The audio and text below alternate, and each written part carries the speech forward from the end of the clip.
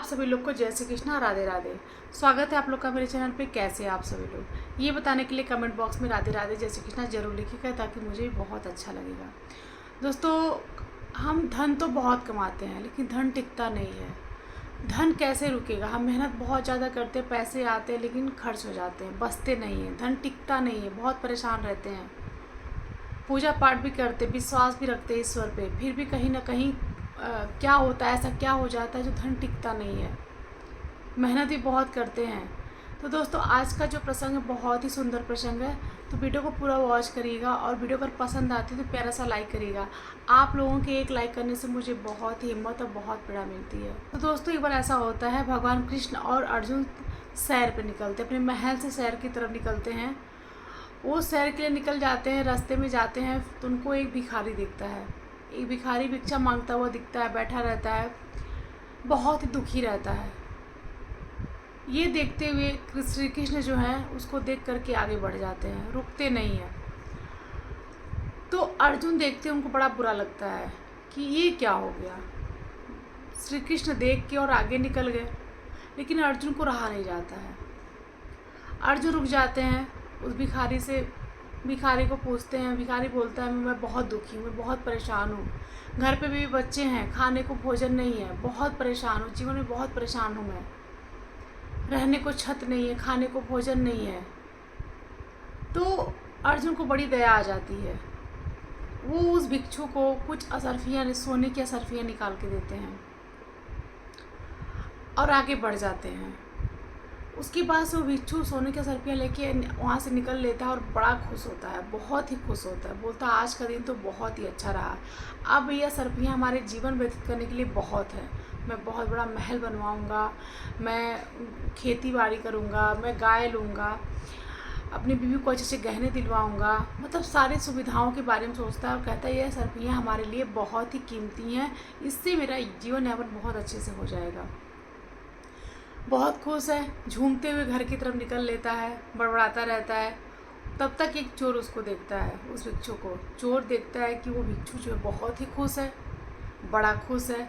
ऐसा लगता है मानो इसे कुछ मिल गया है, इसके पास ज़रूर कुछ ऐसा है, तभी तो इतना खुश है आज। चोर उसके पास जाता है और उसको बोलता है कि जो भी तुम्हारे पास जो कुछ भी है मुझे दे दो, वरना मैं मार डालूँगा तुमको।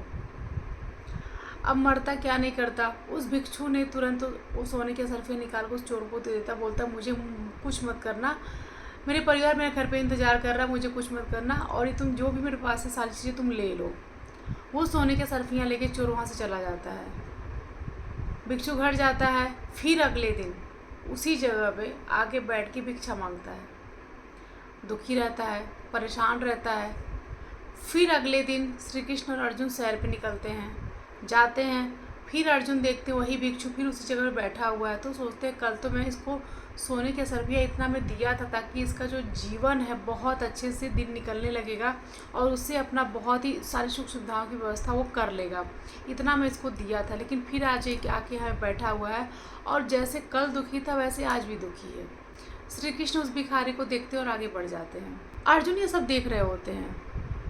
अर्जुन सोचते हैं कि मैं तो कल इसको इतना सरफियाँ दिया ताकि ये जो है अपनी ज़रूरत की चीज़ें, अपनी ज़रूरत को पूरी कर सकता है, उसका बहुत अच्छे से दिन निकलने लगेगा, अपने बच्चों को, परिवार को देखभाल अच्छे से कर पाएगा, सारी व्यवस्थाएं उसकी हो जाएंगी। फिर क्यों आ जाके यहाँ बैठा हुआ है? फिर देखते हैं श्री कृष्ण उसको देख करके आगे बढ़ जाते हैं, कुछ नहीं बोलते हैं, ना उसको पलट के देखते हैं। अर्जुन सब चीज़ देख रहे होते हैं, उनको बड़ा बुरा लगता है। बोलते हैं, श्री कृष्ण देख के आगे बढ़ जा रहे हैं, ऐसा क्या उनके मन में चल रहा है? फिर वो रुकते हैं अर्जुन और उस भिखारी से पूछते हैं, कल तो मैं तुमको इतनी असरफियाँ दिया था ताकि तुम्हारी ज़रूरतें पूरी हो जाएं, तुम्हारा जीवन यापन अच्छे से होने लगे, लेकिन फिर तुम आज इसी जगह पे आके बैठे हुए हो। जितना दुखी तुम कल थे उतने दुखी तुम आज भी दिख रहे हो, ऐसा क्या हो गया है तुमको? तो भिखारी बताता है कि कल वो सरफियाँ मेरी चोरी हो जाती है, मैं ऐसे जाता हूँ, रास्ते में चोर आता है और मेरी सरफियों को चुरा लेके चला जाता है, छीन करके मुझे जान से मारने की धमकी देता है और लेके चला जाता है।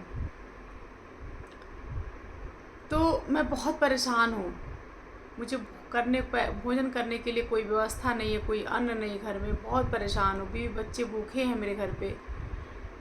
तो अर्जुन को फिर दया आ जाती है। तुरंत अर्जुन एक हीरा निकाल के देते हैं, उस भिखारी को हीरा निकाल के देते हैं और आगे बढ़ जाते हैं। उसके बाद से वो भिखारी वो हीरा लेकर बहुत खुशी से झूमते हुए घर जाता है। छुप छुपा के रखता है हीरा को ताकि कोई देख ना ले, कोई चोर जैसे कल पकड़ लिया वैसे आज कोई चोर देख ना ले। वो हीरा को छुपाते हुए लेके घर पहुंच जाता है। घर पहुंचता है, जैसे घर में जाता है एक घर में मटका रखा रहता है, जो मटका काफ़ी समय से यूज नहीं हो रहा होता है। ले जाता है उस हीरो को, उस मटके के अंदर रख देता है और ढक देता है और खूब सोचता है कि अब मैं इस हीरे से खूब बड़े मकान बंगला बनवाऊंगा, घर बनवाऊंगा, महल जैसा घर बनवाऊंगा, पत्नी के लिए ये खरीदूंगा, ये गहने खरीदूंगा, बच्चे के लिए खरीदूंगा, खुद के लिए अच्छे कपड़े खरीदूंगा, खेती बाड़ी करूंगा, गाय खरीदूंगा, खूब अच्छे से व्यापार शुरू करूंगा और मेरा जीवन खूब अच्छा जो होने लगेगा। और इस कुछ पैसे हमारे इस हीरे से बच भी जाएंगे। हीरा हमारे लिए ज़िंदगी का जो सुख सुविधाएं से मैं वंचित रह गया हूँ सारी चीज़ें मैं पूरी कर सकता हूँ इस हीरे से। खुश होकर के उस हीरा को एक मटके में रख देता है और ढक के सो जाता है।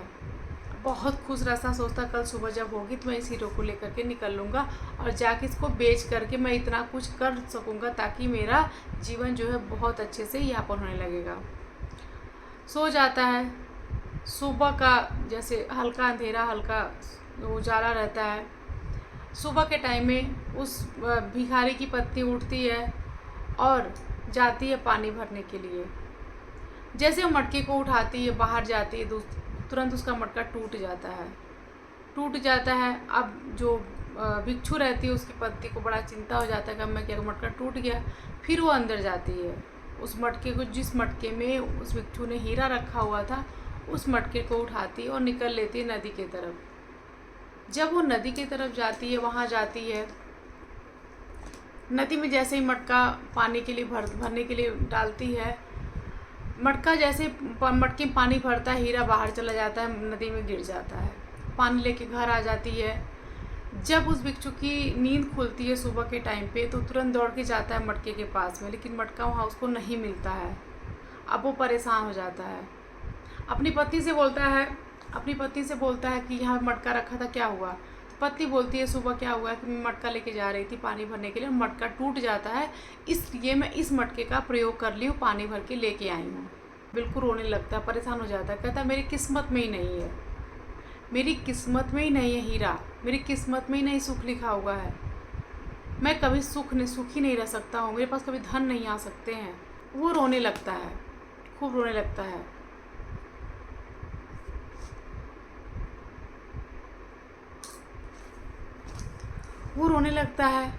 फिर अगले अपना निकल लेता है रोज़ की तरह भिक्षा मांगने के लिए। फिर उसी जगह पे जाके बैठ जाता है। फिर आज अर्जुन और श्री कृष्ण सैर के लिए निकलते हैं। जैसे ही वहाँ पहुँचते हैं, देखते हैं अर्जुन की उसी जगह पे वो भिक्षु आज भी बैठा हुआ है। अब वो सोच में पड़ जाते हैं कि हो क्या रहा है, कल भी मैं इसे हीरा दिया, इसके पहले मैं सर्फिया दी हूँ, फिर भी ये दुखी है और आज आकर के यहाँ बैठा हुआ है। मैं तो इसकी इतनी मदद करना चाहता हूँ ताकि ये अपना जीवन जो है खुशी खुशी से व्यतीत कर सके। इसको मैं इतना धन दिया था, लेकिन ये क्या किया, इसके साथ क्या हो रहा है। फिर आप देखते हैं वो श्री कृष्ण से कहते हैं कि माधव ऐसा क्या हो रहा है, मैं इस भिक्षु की मदद करना चाहता हूँ ताकि इसका ज़िंदगी जो है अच्छे से कट सके, ये अपनी सुख सुविधाओं की कमियों को पूरा कर सके। मैं इसको इतना धन दिया था, कल मैं इसको हीरा दिया था, लेकिन आज फिर उतना ही दुखी, जितना कल दुखी था उतना ही दुखी आज भी है ये, और यहाँ पे बैठा हुआ है। इसकी स्थिति में कोई भी बदलाव नहीं आया है। मैं इसकी मदद करना चाहता हूँ, फिर भी ये इसी हालत में है। तो श्री कृष्ण कहते हैं अच्छा ठीक है, चलो आज मैं इसकी कुछ मदद करता हूँ। श्री कृष्ण उस भिखारी के पास जाते हैं और उसको 2 पैसे देते हैं, कुछ उसको सिक्के देते हैं 2। अब वो भिखारी सिक्के तो लेता है लेकिन बड़ा दुखी रहता है, बोलता है इससे क्या होने वाला है, दुखी मन रहता है, मन में कहता है इससे क्या होने वाला है। सिक्कों को पकड़ लेता है और श्री कृष्ण उस दे करके आगे बढ़ जाते हैं। ये चीज़ें अर्जुन देख रहे हैं, उनको भी अच्छा नहीं लगता है कि 2 पैसे दे रहे, इससे क्या होने वाला है। श्री कृष्ण और अर्जुन आगे बढ़ जाते हैं। अब वो भिक्षु जो है 2 सिक्के लेके वहाँ से निकल लेता है और बहुत दुखी रहता है, कहता है मेरे भाग्य में हीरा नहीं, मेरे भाग्य में ही सोना नहीं है, मेरे भाग्य में धन लिखा ही नहीं है, सुख लिखा ही नहीं है, तभी तो इस तरह से मेरे साथ हो रहा है। बिल्कुल रोता रहता है, परेशान रहता है और बोलता आज जो 2 सिक्के मिले इससे क्या होने वाला है, इससे कुछ नहीं होने वाला, मैं क्या करूँगा इसका। वो निकल लेता है, जाता है, देखता है नदी के पास में एक व्यक्ति जाता है और अपने साथ में मछली लिया हो रहता है। मछली जल के बिना तड़प रही होती है, खूब सुंदर सी मछली होती है, बड़ी सी, और जल के बिना तड़पती दिखती है। उस भिक्षु को दया आ जाती है, कहते हैं कि इस मछली को क्यों तड़पा रहे, इसको जल में छोड़ दो। तो वो व्यक्ति बोलता है, मैं इतनी मेहनत से इसको लेकर के आया हूँ, क्यों पानी में छोड़ूं, मैं इसको ले जाऊँगा। तो भिक्षु बोलता है, अच्छा ठीक है, कितने पैसे की दोगे? तो बोलता है 2 पैसे के। अब भिक्षु के मन में आ जाती बात कि 2 पैसे से मैं क्या करूँगा, ये 2 पैसे जो मुझे आज मिले इसका मैं क्या करूँगा, चलो मैं इस मछलियों को ले लेता हूँ। वो 2 पैसे उस व्यक्ति को देता है और मछली को अपनी गोद में ले लेता है भिक्षु, और लेके निकल लेता है। भिक्षु बोलते हैं कि हो सकता है मेरे हाथों से आज कुछ अच्छा कार्य हो जाए, चलो ठीक है, ये 2 पैसे मेरे काम तो नहीं आएंगे, लेकिन इस मछली के लिए ज़िंदगी बच जाएगी, इसको मैं फिर नदी में छोड़ देता हूँ। जैसे ही वो भिक्षु जो है मछली को लेकर के नदी में जाता है, नदी में मछली को छोड़ देता है, और मछली जैसे ही पानी के अंदर जाती है और तुरंत ऊपर आती है उछल के आती है, और पानी जैसे मुंह से बाहर छोड़ती है तो उसके मुंह से हीरा निकल के बाहर आ जाता है। वही हीरा जो हीरा अर्जुन ने उस भिक्षु को दिया था। हीरा उस भिक्षु को मिल जाता है और लेकर के बहुत खुश होता है, बोलता है यही तो हीरा मेरा खो गया था। और जैसे ही पाता है बहुत खुश हो जाता है, बोलता है 2 पैसे आज तो मेरे बहुत काम आ गए। वो बहुत खुश हो जाता है कि यही तो हीरा था, मुझे मेरा हीरा मिल गया। वो बहुत खुश होता है कि 2 पैसे आज मेरे काम पे तो नहीं आए, लेकिन इस मछली के लिए काम आ गए, मछली के बहुत काम आ गए 2 पैसा, और बहुत खुश हो जाता है। तो दोस्तों, अगर आप जीवन में मेहनत कर रहे हैं और धन भी कमा रहे हैं, लेकिन अगर आप किसी की मदद, कहते हैं ना, किसी को ज़रूरत है, कहीं किसी को मदद चाहिए है, तो अगर कुछ अच्छे कार्य नहीं कर पा रहे हैं तो सब आपका बेकार हो जाएगा। अगर आप अपनी ज़िंदगी को खूब अच्छे से जी रहे हैं, आपके द्वारा अगर आप अपने से कोई किसी कार्य का निर्माण करते हैं, किसी घर का निर्माण करते हैं अपनी मेहनत की कमाई से, तो आपको जितनी खुशी होती है, सोचिए कि जो श्री कृष्ण, जो ईश्वर इस सृष्टि को बनाया है, हम लोग को देख कर के वो कितना खुश होता होगा, उसकी बनाई हुई चीज़ें जो हैं वो देख कर के इतना खुश होता होगा। तो दोस्तों, अगर आपको ये जीवन मिला है और अपने अच्छे कार्य को आप कर रहे हैं, अगर आपके कहीं ना किसी जन्म में बुरे कार्य किए होंगे, तो उस प्रारब्ध को काटने के लिए श्री कृष्ण आपके साथ साथ रहेंगे। बस आप ईश्वर पे भरोसा रखिए। अगर आप ईश्वर पे भरोसा रखते हैं, उन पे विश्वास रखते हैं, तो आपके साथ हर पल हर वक्त चमत्कार ही चमत्कार होगा। बस आपका विश्वास का दृढ़ होना बहुत ज़रूरी है। अगर आपके मन में शंका है, आप पूजा पाठ तो करते हैं, बहुत पूजा पाठ करते हैं, लेकिन अगर आपके मन में शंका है तो कहीं ना कहीं आपका विश्वास जो है ईश्वर पर से डगमगा जाएगा। तो दोस्तों, अगर आप विश्वास रखते हैं, भरोसा रखते हैं श्री कृष्ण पे, तो आपको वो सब कुछ मिलेगा जिसकी आप कामना करते, जिसकी आप इच्छा करते हैं। आपको कुछ टाइम के लिए लगेगा कि मैं तो इतना पूजा पाठ करता हूँ फिर भी मुझे वो चीज़ें नहीं मिल रही हैं, लेकिन अचानक से ऐसा कुछ ज़रूर आपके जीवन में होगा कि ऐसे बदलाव आएंगे जो आपने कभी सोचा भी नहीं था कि हाँ, मुझे ये कार्य मेरे द्वारा ये हो सकता है, मैं इन सुख सुविधाओं को जी सकता हूँ। तो दोस्तों, भरोसा करके देखिए, आपकी मन की हर बात वो जानते हैं। बस आप उनके एक बार पुकार के तो देखिए, उनको एक बार याद तो करिए। आपके हर दुख दर्द हर पीड़ा में आपके साथ साथ रहते हैं, बस उनको याद करिए आप।